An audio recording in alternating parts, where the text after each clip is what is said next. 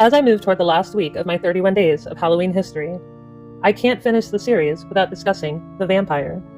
This creature of the night didn't start as a handsome count. It was a bloated peasant corpse, and its history is built on a perfect storm of disease, decomposition, and fear. The idea of a blood-drinking entity is thousands of years old, long before the word vampire existed. The Mesopotamians feared the demoness Lilitu, argued to be one of the earliest depictions, by the way, of the popular demoness Lilith, and the Greeks warned of Lamia and Empusa, female demons that preyed on the living and drank blood. But the modern vampire's true birthplace is Slavic Eastern Europe. The word vampire itself entered English in the 1700s, borrowed from the Slavic term, possibly Serbian.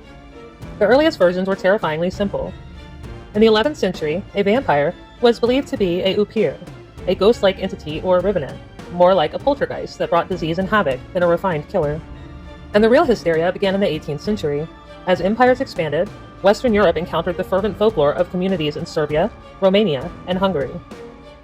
Villagers blamed sudden illness, unexplained deaths, and livestock failure on the undead. But what fueled this frenzy? That would be ignorance of basic forensic science.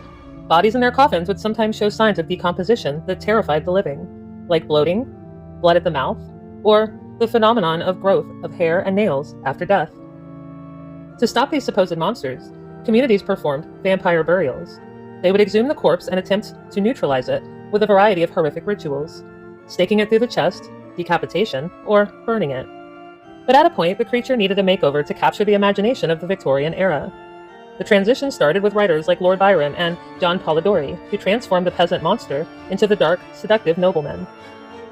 This evolution culminated in 1897 with Bram Stoker's novel Dracula. Stoker drew on Central European folklore, the history of the brutal prince Vlad the Impaler, and the new literary tradition to create the definitive version of the vampire, the elegant, immortal count who leaves his castle in Transylvania to prey on polite society. The vampire had gone from a swollen corpse in a peasant grave to the ultimate symbol of forbidden desire, class anxiety, and eternal evil. The cinematic translation of this figure, specifically the 1931 film Dracula, cemented the image for the 20th century. Hungarian actor Bela Lugosi, with his slick-back hair, formal cape, and heavy accent, became the visual shorthand for the vampire. This performance moved the character beyond the literary page, forever attaching the creature to the dramatic silhouette and distinctive vocal cadence that dominates our current cultural understanding of the monster. This literary creation solidified the vampire's place as a fixture of modern mythology and a consistent element of Halloween culture.